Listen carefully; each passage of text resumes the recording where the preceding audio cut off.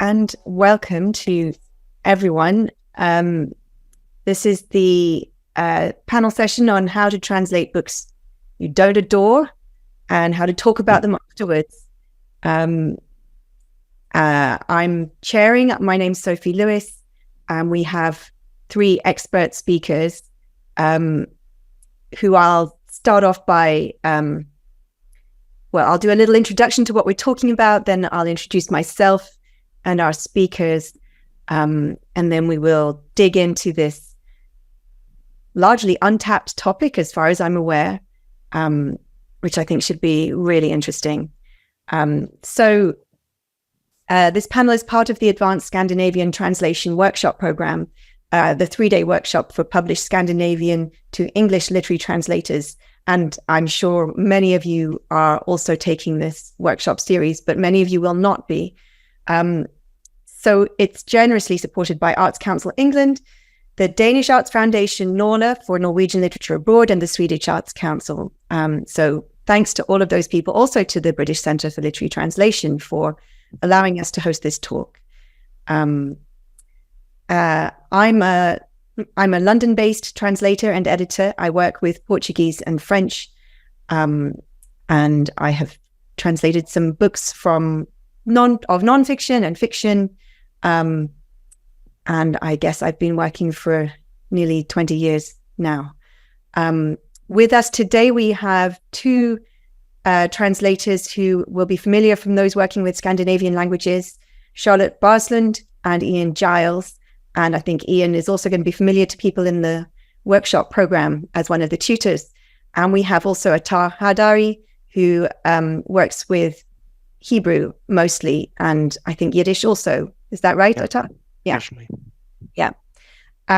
So to go through alphabetically, Charlotte translates books and plays, mostly from Norway, but also in general the Arctic region, so also from Denmark and Greenland. Her translation of Is Mother Dead by Vigdis Hjorth was nominated for the 2023 International Booker Prize. Novels she's translated include Will and Testament, Long Live the Post Horn, and A House in Norway, all of these by Vigdis Hjorth, and the last one was longlisted for the 2019 International Dublin Literary Award. She has also translated several Arctic crime novels. At this point, actually, before this, I ought to have said that I'm not a Scandinavian specialist, and my pronunciation is going to be appalling. So I apologize to the authors and everyone else's whose names I mangle. Mads Peder Nordbo is the author I'm going to try to pronounce. Charlotte's translation of Wildwitch by Lene Kaaberbøl was the International Board on Books for Young People's Honour Book of 2018. And these are just a few things to point out a few elements of the range of work that she's done. Ian is an Edinburgh-based Scandinavian languages to English translator, mostly working with Swedish, also Norwegian, and also sometimes Danish. He currently serves on the committee of the Translators Association and has been chair of SELTA, the Swedish to English Language Translators Association, since 2018. His recent translations include books by Camilla Lekberg and David Lagerkrantz, and he has a section of his website for books, another for samples, and another for commercial, which I thought was an interesting thing. Commercial is a section, and we can talk about things like that. I hope we will. Attar Hadari translates from Hebrew and Yiddish. As I said, his Songs from Bialik, Selected Poems, was a finalist for the Alta Award. His pen translates award-winning Lives of the Dead. Collected Poems of Hanoch Levin was published by ARC, and he contributes Bible translation in verse to the US digital magazine Mosaic and Psalm translations to Plough. His most recent translation was Liad Shoham's novel Key Witness. So these are your speakers. And today we're hoping to dig into this this big professional realm of being translators and working on books that we mostly choose to work on, but which don't always chime entirely with our tastes, our sensibilities, where there are sometimes aspects we dislike, even when we choose for excellent reasons to translate them. And I'm sure we'll get into some of the different ways in which this can occur, this feeling can occur. And we are professional translators, and before you have people who have been working as translators for some time with a great range of all kinds of types of work that they undertake. And we do this kind of work, and we mostly don't talk about it. So what I hope we'll do today is really talk about it. We will describe to each other what we're up to, our techniques and ways of dealing with this kind of difficulty. And also with talking about it afterwards at the publicity stage. And we're going to be so professional as to not name or shame any organization or individual while we do so. And I hope that everyone watching will be able to keep to the same principle of no naming and shaming when you come to the questions. And then we'll, share in the joy. So I'll start off by just asking some general questions of all three of you. I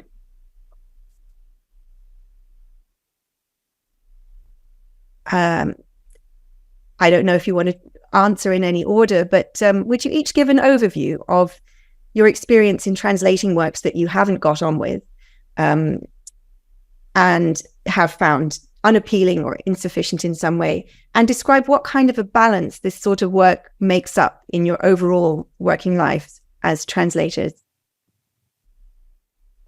I'll kick off. At the start of my career, as most translators, I was very keen to get a wide range of experiences, and I said yes to everything I thought I could translate. But I also realized that I don't particularly like gory crime fiction or horror, because I'm actually quite squeamish. It was no reflection of the quality of the books. It was more that I prefer crime fiction, which has more to do with detection, which is clever. And so I tended, as I became more established, to turn those jobs down just because I knew I wasn't the right translator. Later on, as I started to work with Arctic fiction, I realized that, and I visited Greenland a few years ago, I realized how hard that can be to translate because of the geographical challenges, that in order to understand why things are the way they are in the Arctic, you have to understand how people there live, and that their choices are so different perhaps from some of the readers of the translation in England or in the UK. Why, for example, you can't just be vegan in the Arctic Circle. The cost of flying in tomatoes or fresh milk or eggs, for example. So that is a tricky area to translate, but I kind of feel that now I am ready for that challenge, because I think it's so important to try and tell those stories that I am willingly walking towards difficulty. Fascinating. So that's really interesting. You've got two areas then, just styles of writing that you haven't got on with, and also a realm of writing where the foreignness is a real challenge. Absolutely. Okay, lovely. Thanks. Maybe Ian, if we go alphabetically then for now. Thank you. Yes. Well, you picked up on the fact that my website includes different categories of work, and I think that it's probably best that I start by stating upfront that I am very mercenary. I am a translator to earn my crust. It is to pay the mortgage, it is to pay the bills, it is to ensure that I can afford to be ill and that I can afford to go on holiday, and as such I think it's best, I'm very honest to say, I do an awful lot of work that I don't particularly love in the slightest, across all three of those categories. And so I'm very glad to hear Charlotte say that she sort of eschews the gore because of squeamishness. Well, I sort of cut my teeth at first in commercial and very quickly realized that there was health and medical related stuff that I simply didn't want to touch because it made me feel ready to faint. That's a type of text I don't like, and I had a very visceral reaction, so I stopped doing it. And similarly, as I've sort of slid into the world of agents, samples, and books for publication via the classic route, I found that I'm still early enough on in my career that I operate the say yes to more or less everything policy, not least because I always fear it might all dry up one day. And so I work on a lot of things that I'm neutral about. I don't have a strong view about at all.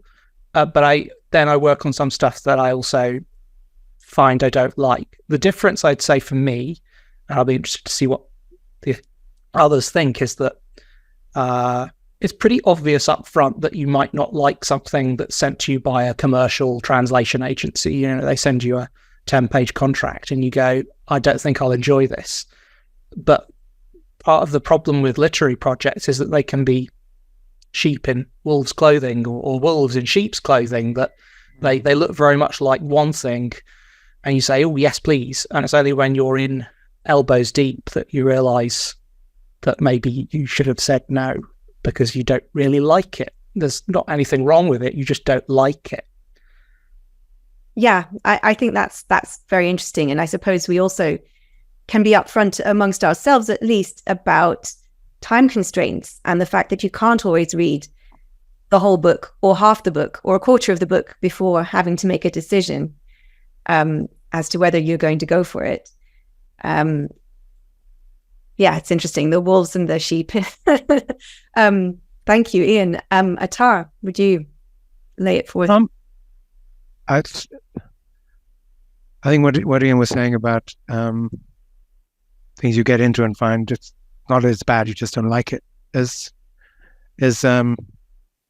interesting. And I would even put it another way, take like out of it. It's about, I think we as the translators consume the text in a way that probably not even the author. The author will have written something down in an hour, inspired or not inspired, whatever, but it's come and gone. But we're chewing it one word at a time, and it can really affect you. And you may not realize what you're starting to eat until you're a few thousand words in. I asked for permission to read a poem I translated. Would this be the moment to do that? Yeah. This is just a poem of Bjørlik's. So the first book I ever did. And he has one. I'll just write the beginning of it and the end of it. It's called "Your Breath Passed Upon My Face." So it starts, "Your breath passed upon my face, Lord, and scorched me, and the tip of your finger stirred a moment the strings of my heart. But I crawled and fell silent and locked within me the cry of my soul. My heart wrapped itself inside me, and my song did not wash my mouth." And then it goes on for, 20, 30 lines, excoriating everything that comes out of his pen now as filthy, debauched, depraved, the work of whores. And then finally it is like, "And who is the angel who will scald clean my mouth with the fire of his coal?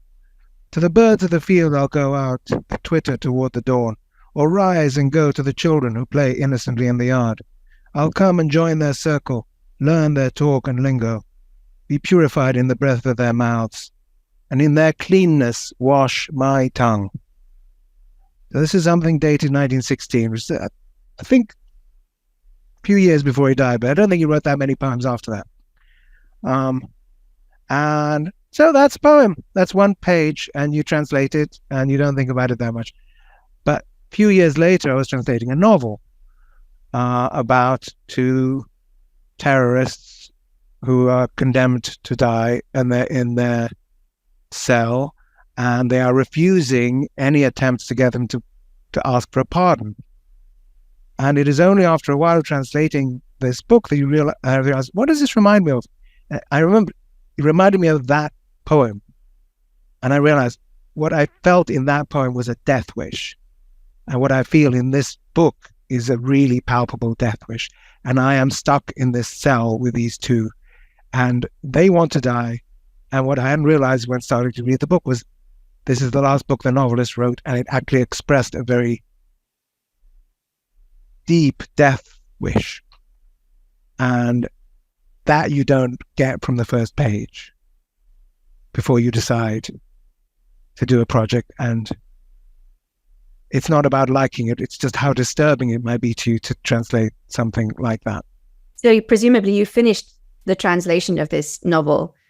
How did you pursue it, having realized that you found it so disturbing?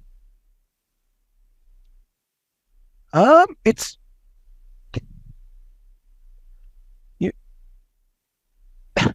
you have accepted the job, you're doing it. It's not I'm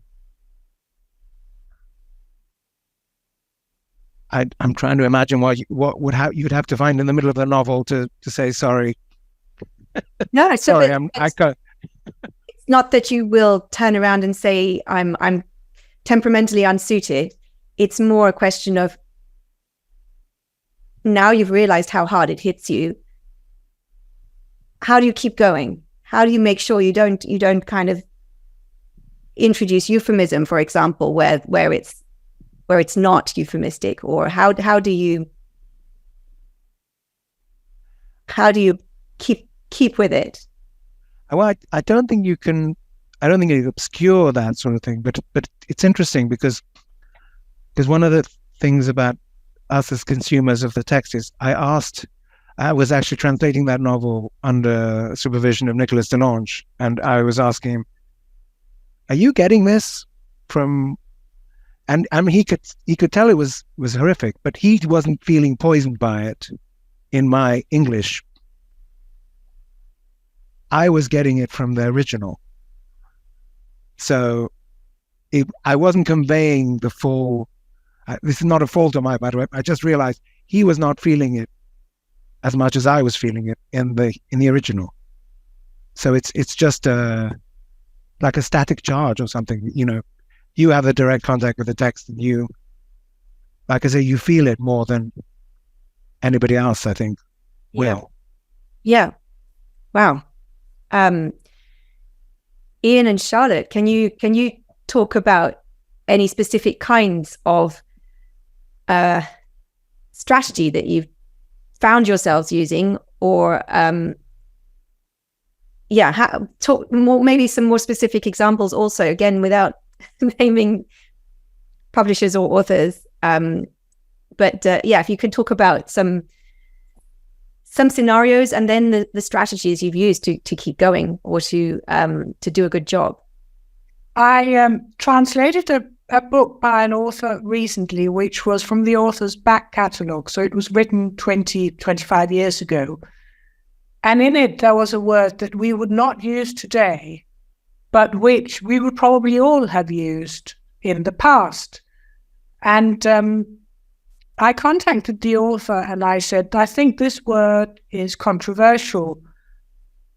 If you wrote the book today, would you still use that word? And the author said that they were very pleased to have had the opportunity, because they would not use that word today. And so the word was changed to something which is acceptable today. So I think here my experience is, check with the author.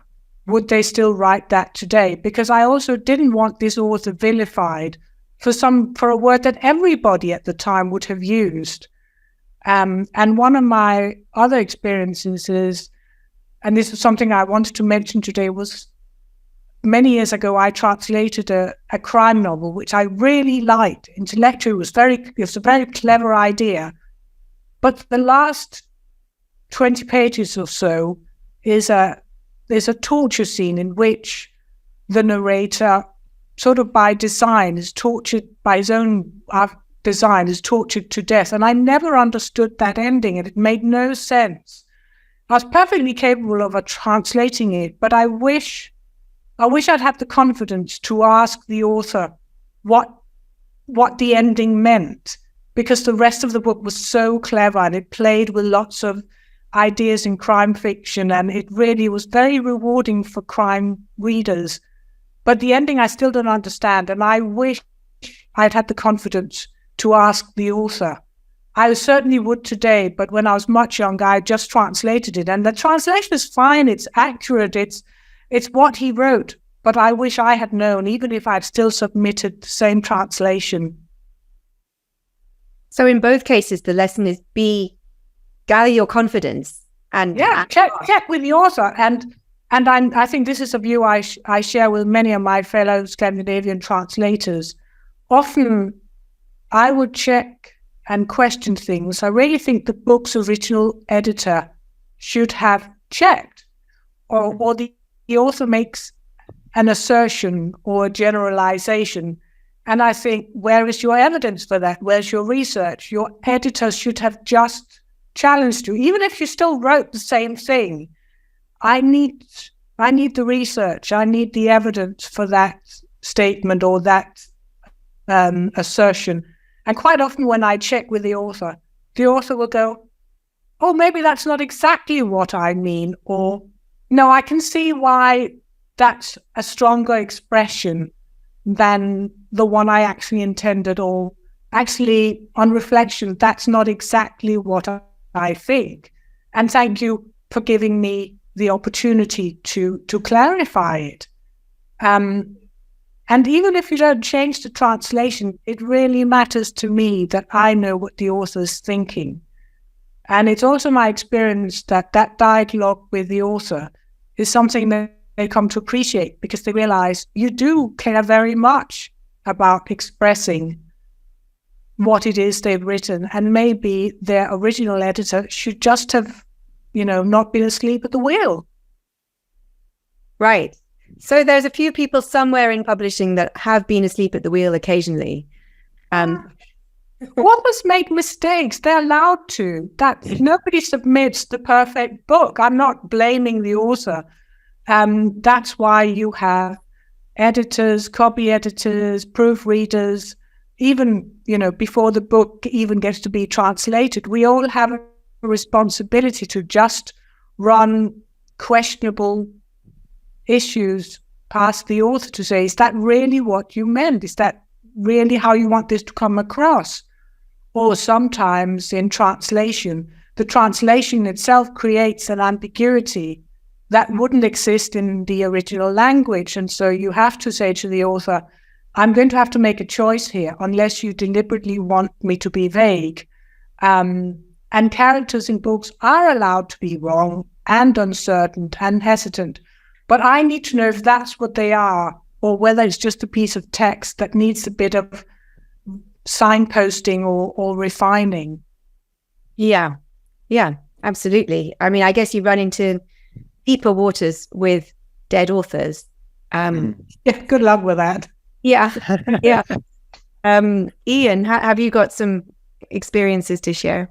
My top tips for this. Well, firstly, I was really relieved to hear Attar say, and when you discover halfway through the book that it makes you extremely uncomfortable, and I might then paraphrase, but you said failure's not an option. And I think that's probably my mantra with most work I take on, is that failure is not an option.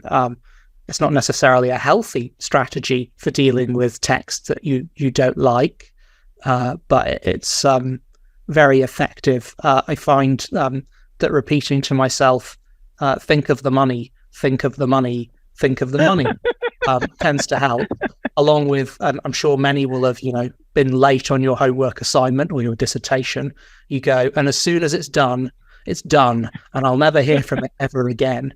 Some of the strategies are the really basic things that we use with any task that is unwanted or unpleasant. But I think that Charlotte makes a good point, and we Scandinavian translators always like to think we're very special in that we come from a culture that's got absolutely dreadful editing. But I suspect that there'll be many in the chat who will pipe up to say that no, they have the worst editors. There's no such thing as bad writing. There's only bad editors. Sorry to any editors who are present, of course, but to some extent it's true, and I agree with what Charlotte says, which is that if the author ballsed it up, then the editor was there to catch that, and we do a lot of that catching in the translation process. And I think it varies.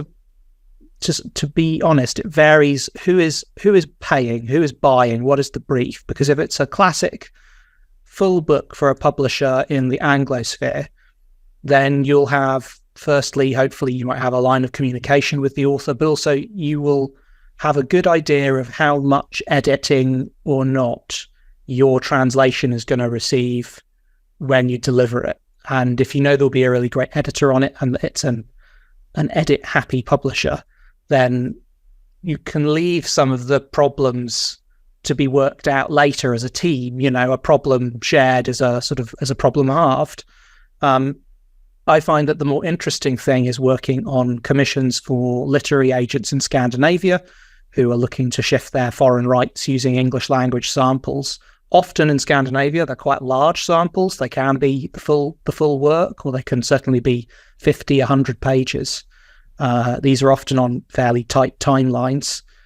Now, my cab rank principle means that someone offers me a job and the pay is right. Sure, I'll take it. But, what do you do when you're handed something that is occasionally just, a steaming pile of poo? In one case, I, was handed something that it later turned out, when I asked politely, had been written by a mate of the CEO at the publishing house, and was being flogged internationally as, the next big thing. Well, it wasn't, and I could see that, and indeed the agent could see that. Well, the last thing I wanted there was to talk to the author about it. Just quietly improved it so that it didn't look terrible, because ultimately if I had translated exactly what it said, it would have looked, would have been quite embarrassing, and you have to save professional face. And I think that if you're working for someone, say, in the rights industry, then you are solving the problem of the person who has commissioned you, which is that they have this author, this book that they must sell, and they must sell it now. And ideally, they must sell it to 25 territories for top dollar. And they need to show the English language sample to everybody last week. And you are then brought in to fix that problem. Well, you can take some license, you can flatten, you can flatter as well. But ultimately, I still adopt the think about the money, let's get to the end and then it'll be gone. It's, yeah. Yes. Another translator I was speaking to recently said that in circumstances where things are revealing themselves to be less good than she expected, she works double fast. She focuses on the end of the job, which I thought was, interesting to know about. There are all kinds of questions popping up everywhere, and I'm not able to follow everything in the chat, but I'm fascinated too. I will just ask one question from the Q&A and then go back into mine. What about, asks Anita, what about what can only be described as poor writing? Poor writing. Yeah, it's interesting, isn't it? Say we have a writer on an off day, a writer who's done great works, and we are asked to translate a book by them that isn't as good as others, or a writer whose topic is just fascinating and or important, and the style or the style isn't up to scratch. What do you do? Well, I would briefly reiterate what I was just saying, which is that I think that it's my job, provided it's paying adequately, it's my job to make those people look good. However distasteful the experience is, if they've turned something out that's not as good, well, it's our job as translators to try and make it less obvious that it's not that good. And if that still shines through at the end, then, maybe we could have done better. Maybe it really was really bad. But, make sure there are no clauses in your contracts about quality of delivery. That's interesting. Yes. I've been working on a novel where the essential idea was really good, but the execution was poor. And I have turned a lot of that around, which I was quite happy to do, because I think Ian is right. It is about selling the text. But I essentially liked the idea. It was a really good idea. The execution was just sloppy, and I felt the author had been badly let down by their editors. So I did quite a lot of work sorting out timelines, sorting out inconsistencies, solving plot issues so that it would all and basically line up all the dominoes of the story so they would cascade in a line. And but I think I was lucky because I really liked the idea and I really wanted it to be a good book, but I'd say the English translation ended up being a much more coherent book than the original because all that work was done. And the author was great. The author was really supportive because, you know, when you send your 8th email saying, so this is wrong and this is wrong and this is wrong, you have to really stress that you say, I'm doing this because this will make for a better book, not because I think you're a terrible human being. And we got it in English into a really great book, a good idea, which is now a great, enjoyable read. And I'm so pleased I stuck my neck out and I took all these things up with the author, because once the mistakes were pointed out to the author, actually there was great appreciation. But you do have to sort of approach it saying, I really like your idea, and I think it can probably benefit from a bit of tidying up here. And I don't know what the author went back and said to their editor or proofreader in their original language, but I would have loved to have been a fly on the wall. Yeah, I guess quite a lot of this comes down to confidence, as we've said already, in a certain sense of being able to say these things, being able to go back to the commissioner of the text or the author of the text or both and say there's work to be done and I'll do some of it, but not all of it. Or can we talk about the work that needs to be done here? I try always to offer a solution. As when I flag a problem, I always say, and this is how we can fix it. And 99% of the time, the author is so grateful that there is a solution. They just go, yes, do that. And I've realized that means actually, if I just come up with an idea, I can have my way. And I feel an enormous amount of pleasure that I get to influence how the book is shaped. Whereas if I just leave it open saying, this is wrong, what do you want to do about it? I may not like what the author wants to do. So I prefer to give them a suggestion, which in vast majority of cases, they'll take me up on and be grateful that you are the person who provides a solution while you're flagging a problem.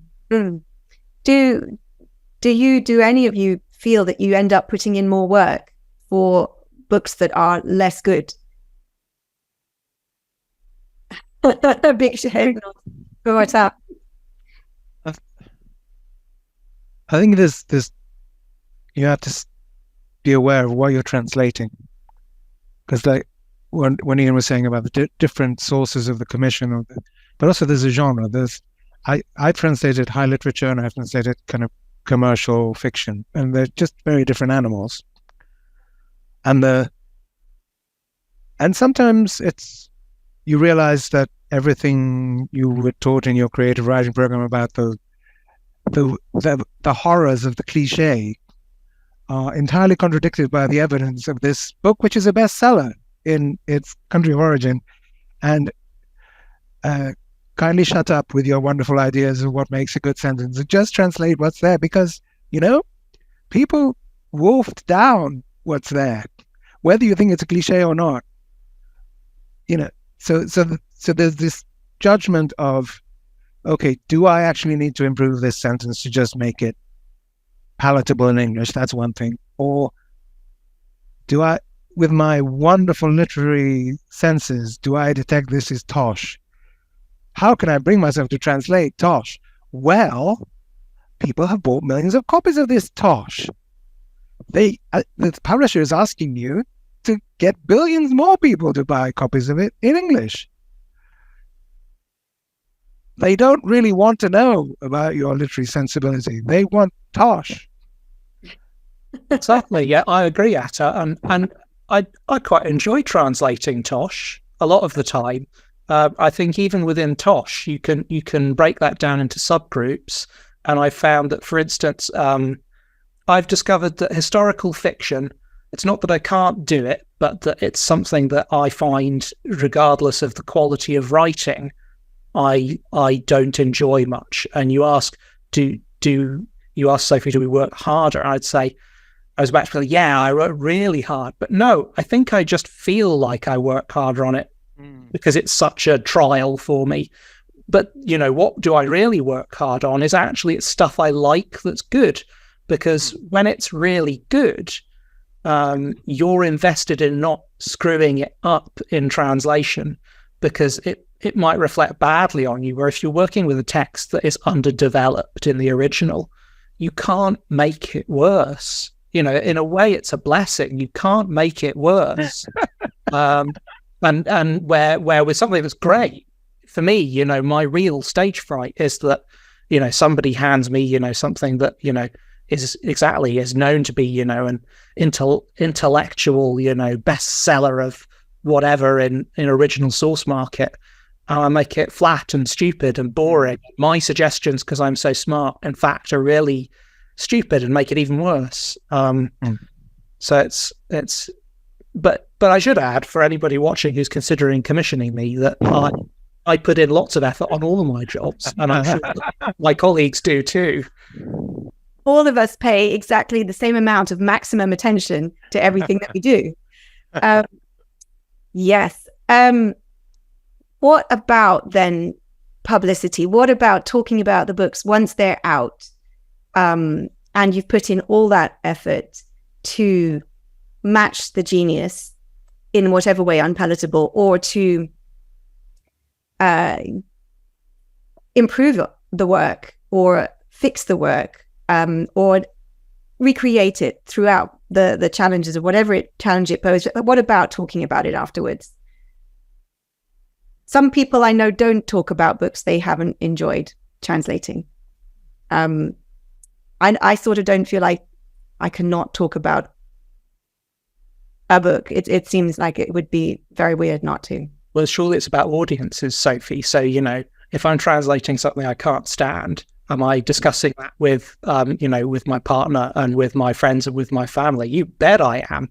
Getting a blow-by-blow account of it. But do I discuss it like that beyond that? No, not so much. And I certainly don't tend to disown projects after the fact if I've not.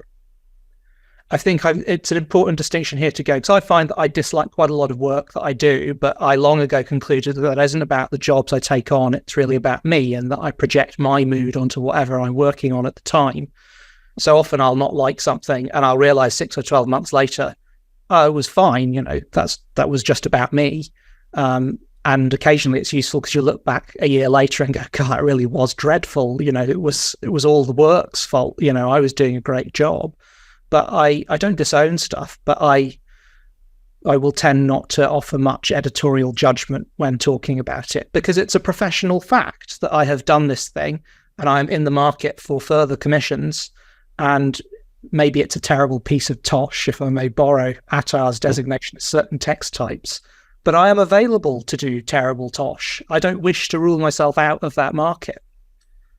What about, say, you were invited to speak at a launch of some, of a book you didn't adore? It's never come up. Fortunately, of course, Scotland is very far away from places where book launches take place, especially if I find myself not that keen to go.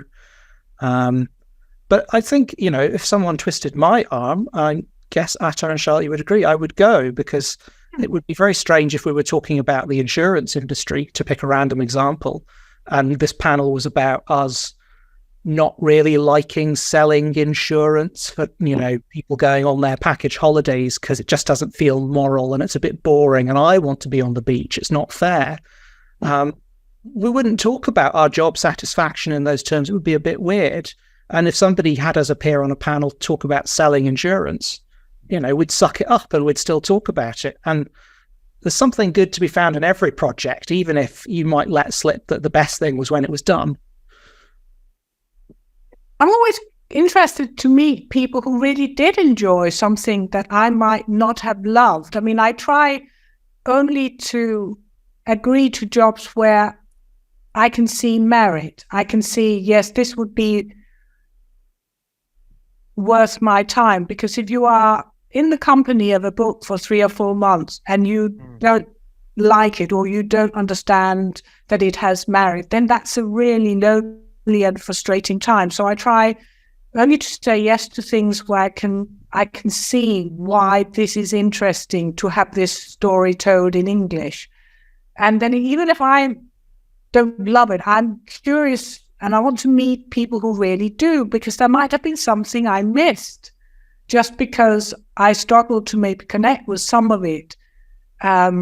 Doesn't mean that there isn't somebody who can. And I always make sure that I have some anchor points with a book that makes me go, I know why I'm doing it because of this. But then if I can meet people who can go, and it's brilliant also because of that, or I really, really enjoyed Tosh, well executed, and go, yeah, fair, thank you. Yeah, absolutely. Thank you. Also, Atar. I just wanted to say about Tosh. It's By the not way, it's been translated in the chat. For full comprehension. I think Dickens is Tosh. I can't abide Dickens. It's not, Tosh is not necessarily a condemnation. It's just when you're faced with a text which sells enormously and you think, but this is breaking all the rules, that I would, I wouldn't read this and I wouldn't write this because I think it's crude or whatever, but people love it. That's what I'm saying. Then you're dealing that it's not a judge. I'm saying you should stop judging and say, okay, this works. In some way it works. I am not here to pass judgment on it. I'm not here to improve it except in the tiniest little ways. I'm going to stand aside out of the way of this juggernaut and just let it be what it is, because it does not conform to the rules of literature as I understand them. So fine, let it be what it is. That's what I mean. That you have to be humble in the face of something that obviously does work in its own universe. I think you're right, Aaron. And we're service providers. That sounds very mercenary again, but we're there to go from A to B.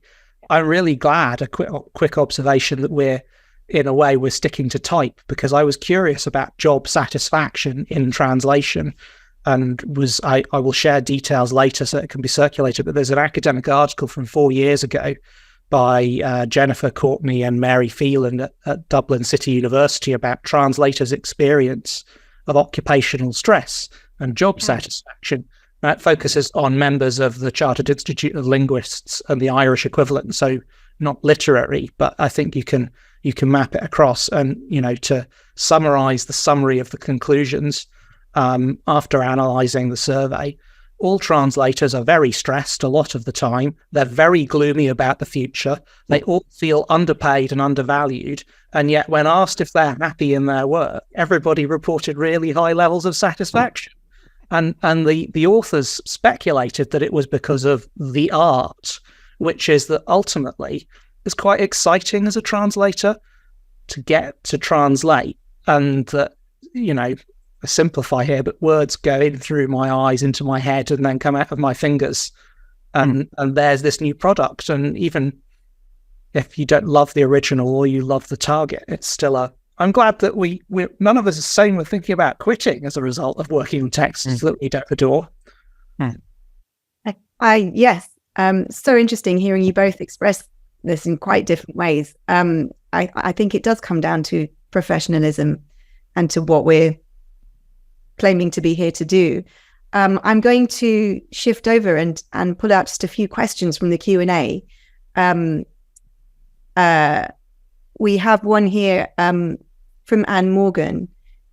She says, in my incomprehension workshops for curious readers, I encourage people to pay attention to the things that initially annoy them or strike them as bad in texts from elsewhere, as these can often be signposts of things that they don't understand or could usefully spend time thinking about. You obviously have a great deal of knowledge about the communities you translate from and to, but do you ever find that initial knee-jerk dislike yield something more interesting on a second look? Yes, because if dislike is what I feel when I don't understand something, and it means I have to go away and figure it out, and then when I come back to deal with it later, I still feel that dislike because of the original encounter. But yes, I can warm up to it. And that's my personal sort of learning and working style. So I recognize in myself that I always dislike stuff at the beginning that I don't get, and then I can fix it. But yeah, it's an encouragement to do better, I think. Yeah. Anyone else want to comment on that one? Well, I think that reflects my experiences translating books set in the Arctic, that I started off assuming that people would just do X, Y, and Z. And then when I visited Greenland, for example, I realized that no towns are connected by roads. You can only get somewhere by plane or helicopter. In the summer season, you can sail, but in the winter, not. And there are no trees. If you're doing crime fiction in the Arctic, you have the treachery of snow showing everybody where you've gone. And you really had to think about it was great because there were lots of new challenges, but there was so much explaining you had to do so that the reader could understand why certain options were available and lots of options weren't. But I didn't know that you couldn't just get into a car in a Greenlandic town and drive to the next town. I didn't understand that the distances were so great. If you're on the Faroe Islands, you absolutely can do that. It's much smaller. So the Arctic is not one uniform mass of the same problems and the same solutions. And you can't just translate the text without sneaking some of that information in, because otherwise the reader doesn't have a chance and might, as I did initially, just make sweeping judgments about why does the character do this, or why don't they just do that, or surely that's obvious. It was not obvious at all. Yeah. Speaking for regions, we have a question about working with hostile or difficult authors and or editors. For example, they believe their English is better than yours, or you have failed to understand, or the editor doesn't agree with your suggestions. And the questioner says, but you still want the paycheck, or at least you're committed. Has this happened? Yes, I've experienced that. It happened when I was a younger translator. I managed to make better choices ever since. But at the time, I spoke to a more experienced translator who said, in the triangular relationship of publisher, author, and translator, you will always be the one they throw under the bus. And that was exactly what happened. Wow. That doesn't sound... You get blamed. I had a particular book where the author used quite a lot of explicit language, which I had translated faithfully. The American editor was then shocked by this, changed everything into something much more acceptable. The author read the translation, the edited translation, and the author was quite rightly furious because it wasn't the book that they had written, whereupon the American publisher blamed me. So, don't do that. No, you need the editor on your side. I don't know how you don't do it, though. No, I don't know. Any other suggestions? Always be aware that you could be chucked under the bus. I mean, it's part of it. It's part of the pragmatic pricing in of each project, and that you kind of go, how likely is this publisher to not pay me because they're insolvent, but also based on what I know and the chemistry we have here and the other people that might get involved, how might this plausibly go badly? But yes, I don't have any advice on what to do. I'd probably still run into those situations. So presumably, though, that's also relating to contract and how carefully we make sure the contracts protect us as far as that can go, which isn't all the way, but helps. A couple of questions about names whether you would ever have your name taken off a project or use a pseudonym. Has anyone done this? Has anyone been wished to do it here? No, I think usually you move on.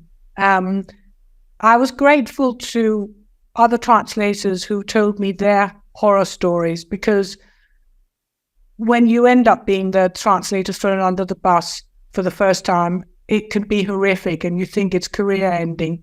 And I am forever grateful to the more experienced translators who at the time said to me, yes, that's happened to me too. It's not about you. It'll happen to all of us at one point. Move on to the next book. You will probably never know what it was that brought about that particular situation. But there are certainly people then, especially when translators share stories, you think, if I'm ever asked to translate something by that author, and I know how they treated a translator whose work I really admire, I might just find myself unavailable. Yeah. Busy for the next 20 years.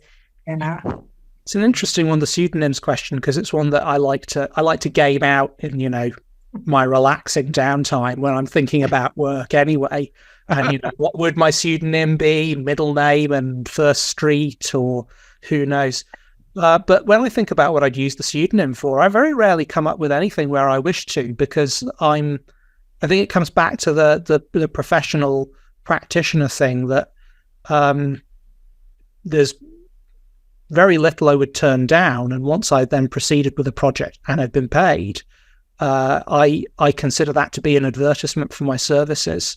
I might be discourage my name from being too prominent in some places. I was rather shocked on a project I worked on that I have to say I didn't like very much, to find that the publisher had very generously slapped my name on the front cover, which if they had told me they were going to do that, I would have said that I was in witness protection, and on no account were they to put my name on the front cover. But, you win some, you lose some.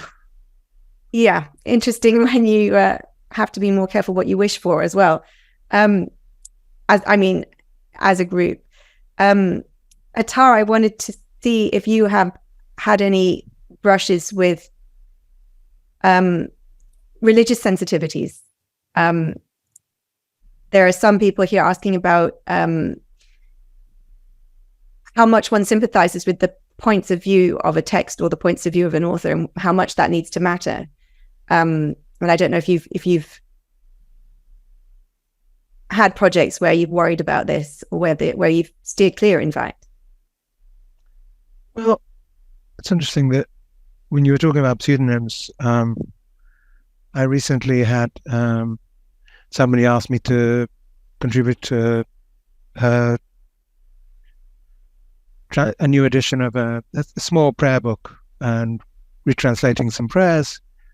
And she asked if I wanted my name left off the project because she was opting for gender neutral usages for prayers. And basically she said there is a whole swathe of Jewish opinion that will consider you suspect for having your name on this. So, I'm happy to leave your name off it if you so choose, which I thought was interesting. To an extent, I thought, as Ian did, that I did good work. As a poetry translator, I translated these prayers, in my humble opinion, very well. If you come from a perspective which would make you disapprove, you might well find any number of other reasons to disapprove apart from the editorial choices of the editor of the translation. So I'm not going to take my name off it and obscure my contribution to a nice translation for the sake of a hypothetical disapproving person. Put it that way. As far as agreeing with, I think the great danger is if you try and soften something that's there, that is in the nature of the thing, whatever you may think of it. I think there's a your vanity or your conscience or whatever it might be will tempt you and say, oh, but if you just made it this, wouldn't that be so much nicer? And unfortunately, it's not meant to be nice. It's meant to be in your face, because that's how they wrote it. Now, if you don't like it, then the time to say that is before you accept. Having accepted it, it is what it is. If you're going to make it a better thriller by doing the work of the editor, that's one thing. But softening something about the essential nature of the thing, I think that doesn't just betray the author, it betrays what you do. I think you're right, Atta. I mean, translation is an endorsement. But it also, the softening thing brings us back to what Charlotte was saying, which is that, if the author seems to be a raging misogynist, you might like to broach with them that, sometimes their language choices might offend the Anglophone readership. And if they go, nah, I think it's fine as it is, great. On with the misogyny we go. Why disguise them, and why disguise the spirit of the text? I had just come from the Copenhagen Book Fair, and knowing I was going to take part in this discussion today, I asked some of my colleagues from Eastern Europe, from South America, from Western Europe, what they felt about translating contentious literature. And it was interesting that my colleagues who had a relatively recent taste of living in a democratic country, such as my Eastern European colleagues, were very much like, no, you don't censor anything, free speech, it's sacrosanct. And my colleagues in France and Germany and the UK go, I'm not sure we could say that where I come from. I would be uncomfortable being associated with these books. But the South Americans, the East Europeans, it was all like, no, you just say exactly what the author says, don't censor anything. And I thought that was a really interesting turn of events. So there's some reason why there's a bigger squeamishness even than yours in front of the gore at endorsing views that are not one's own. Absolutely. The East Europeans in particular were passionate about free speech, and they didn't want anything censored. Whereas I think most of my colleagues from Western Europe would self-censor, would think, yes, but I have a sensitivity reader, or maybe I'd offend somebody and, this could be career ending, J.K. Rowling, Salman Rushdie, whereas Eastern Europeans, they were bullish, and I was impressed by them. They were willing to really step up and be counted here, probably because they still remember what it was like to produce art under censorship, and had no wish to return to those days. And I was really grateful that the Copenhagen Book Fair allowed me to go around and speak to so many different people, because while the views I'm presenting here today are entirely my own, it really changed how I looked at quite a few things, talking to colleagues in other countries, other languages, other cultures. I think this is a great topic for discussion, and I think you may have started something. Well, thank you. It's nice it's fascinating. In fact, I might have to ask you to jot down a little more about your discoveries from the book fair. We're going to have to wrap up about now, so I'll just explain slightly more before thanking you all that this is an idea I've been turning over for some time and inquiring of lots of translators about their experiences. And I'm hoping that I can keep all this chat and all the questions that we didn't manage to get to, and also the recording, and I'll go over it, and try and make a bigger survey of how we handle this very broad question. But I must now just thank you three, Atard, Ian, Charlotte. Thank you so much for preparing, for coming and being ready to be honest about something that we don't talk about so much in translation, and for being so fascinating as well. Thank you so much. And thank you everyone at BCLT also for this opportunity. Thank you. Thank you. Thanks.